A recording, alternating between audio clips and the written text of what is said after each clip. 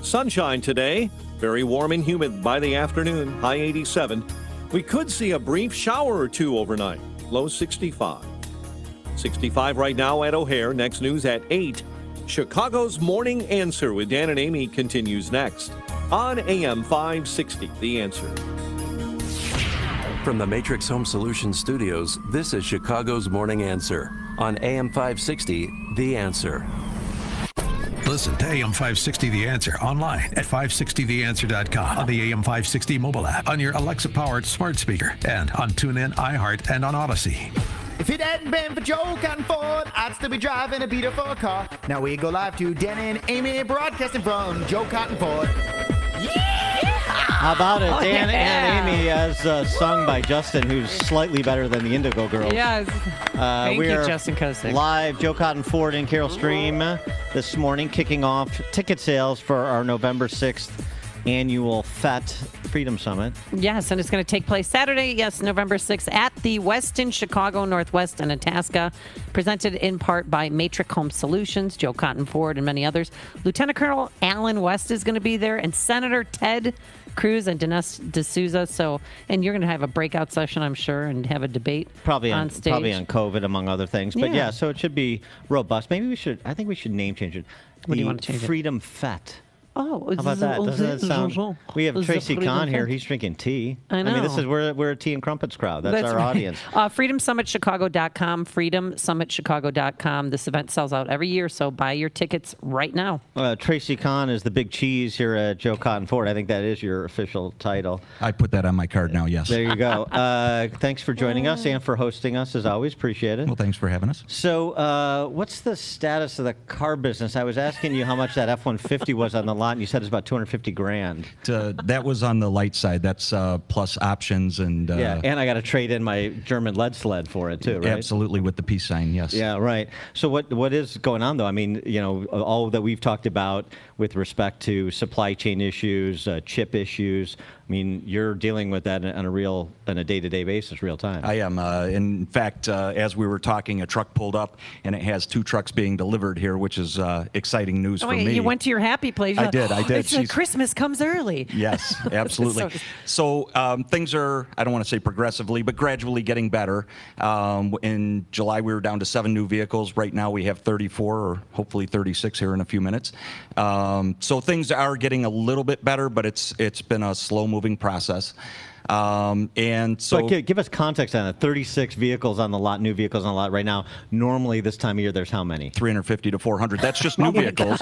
But then used, I have 18 used vehicles, and I should have 200 right now. I mean, 18, that's it? A 10x difference? Yes. So is this experienced by dealers regardless of make it all over the country? Yeah. I drive past a Toyota dealership twice a day, and he has probably 8 to 10 new vehicles on his lot. And so, wow. And is it all because of the chip? It is because of the chips, yes.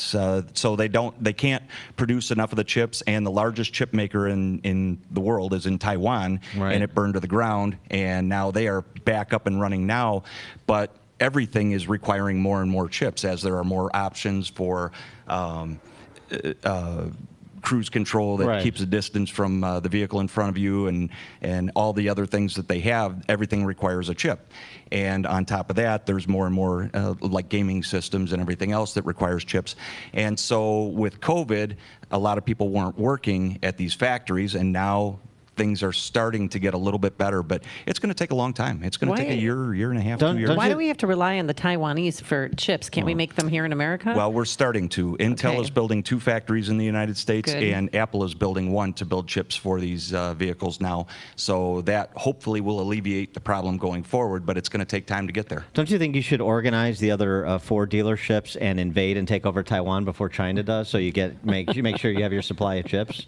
Have you thought about that? That's a great idea, but I need somebody to head it up, and I think you're the guy. Yeah, I'm sure. I'll get some of those guys doing private rescues in Afghanistan. Maybe we can put together a crew. All right, so let's talk about the used cars, because I know a lot of people are not getting rid of their cars because there's no other car to buy. Correct. Especially people who like to buy used cars as opposed to brand new cars. That is correct. Yeah, so if I have no new cars to sell, nobody's trading in their used cars. So that's the reason my used car inventory is so low. But on the flip side of that, my service department is bursting at the seams because people are fixing up their older used cars, as you know. Thank you. 199,894 miles. Thank you. Yes. Yeah. Show and tell later, folks. Come and see my dashboard. But yeah, because that's a real thing. Because if you give up your car, there's no car to buy that's even reasonable in price. Correct. So, but again, it's getting better now, but it's going to take time. Dan was talking about $250,000 for this vehicle out here. It's not really $250,000, but people are paying higher prices right now because the demand is high and the supply is low. So. Good thing I took an economics 101 class, so I know that supply and demand are interrelated. But you think this is a year to unwind before you see, and setting aside inflation, before you see sort of supply and demand get back to closer to Pareto optimal? Yes, absolutely. And because what you're going to see now is Ford and all the other manufacturers have cut off the rent-a-car companies. So I don't know if you've tried to rent a car lately. Yeah, thousands of dollars. Absolutely. If you could even get one. If you can get one, and that's the key there. So as these rent-a-car companies start to get new vehicles, that's going to eat up part of the supply as well. So it's going to take time before all of this catches up. It's going to take a year to 18 months. Now, we also talk about the employment situation, the job market, and I know from talking to you in the past, you guys are in a fortunate position because you've got like real loyalty. You've got a lot of employees who've been here for a long time. But I just wonder, even for that marginal hire, what the landscape is providing in terms of qualified guys to work in the service area, or ladies. I'm using guys in gender neutral terms. I did take auto shop in high school. Yeah, well, do not hire her. So that and also the cost of our forever conversation in Illinois, the cost of doing business here. Yes, absolutely. But there still is the issue of finding people that are qualified to do the work, and with people who've been off work for 18 months on the dole, these people don't want to work. They're happy to be home and collecting extra money, especially if they can make more money staying home than working. So it's difficult to find people, and fortunately we're in a very good position. As you said, we have a lot of employees that have been here 20 and 30 years, and so we try to take care of those people. And even when things were bad and we weren't writing many service tickets, we kept these people employed so that they would stay with us. Now, did you lose any employees? We did. We lost some employees. I had a service advisor that retired during this. Okay. He was getting older, and he just didn't want to be around it. Being Illinois. Or COVID. or maybe it was me. I don't know. Yeah, well. But, lost a couple salespeople because with the few vehicles that we do have, sales are way down. Right. So consequently, it's more difficult to make money as a salesman. So. Yeah, we did lose some people. What else about sort of, and again, you've been here a long time, so you have some sort of longitudinal context here. The cost of doing business, the ease of doing business even here in DuPage County and Illinois generally. What's your view on that? Well, obviously, this is Illinois. It's a difficult place to do business, regardless of what business you're in. The auto business is probably one of the more difficult, in my opinion. I haven't been in any other business, so it's tough for me to say that. But as we were just talking about, even with insurance, I mean, back in 07 and 08, we were paying $12,000 for health insurance for the entire dealership. Now you look at our insurance, and we're paying $60,000, $70,000 a month. Oh my gosh! And it's wow. Just trying to keep up with that. And trying to keep your employees, because if you keep a good, happy employee, they're a productive employee. So, you're living testament to the old PGR work aphorism that if you think healthcare is expensive now, wait till you see how expensive it is when it's free. Right. And so now 5x under Obamacare. Now, obviously, that's not limited to an Illinois problem. That's a national problem, but it's a good illustration of the problem. Wow, a 5x over, 5.5x over the last 12, 13 years, yeah. Yeah, wow, that's stunning. So with respect to the business and going forward, what's the strategy to continue to grow and prosper? So our strategy is to stay small. I don't need 12 stores to be successful. We have this one store. It's family run. family owned and operated. I have 2 kids that are actively working in the business. My wife and I run the business together. So I think a lot of people miss that type of business where when you have some of these big dealer groups, you become a number. And here you're not a number. We know pretty much everybody that walks through the door. Not all of them, but there are some. But anyway, but people come here, and you know where I sit. I sit right here in the showroom. So if people want to come and say something to me, I mean, your dad came here. Well, that's bought a Bronco. Yeah, I mean, because Tracy's right here in the showroom providing the eye candy, so people can't help but come in and want to meet Tracy.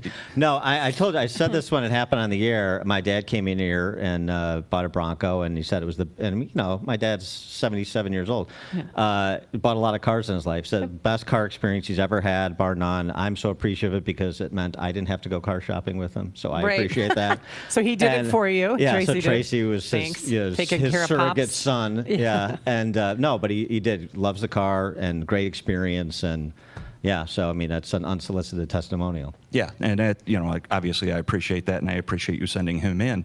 But we hear that a lot. That this was the easiest buying experience that we've ever had because we're not going to treat people like a number. We don't want to sell you one car. We want to sell you all your cars. We're kind of greedy like that. So that's good.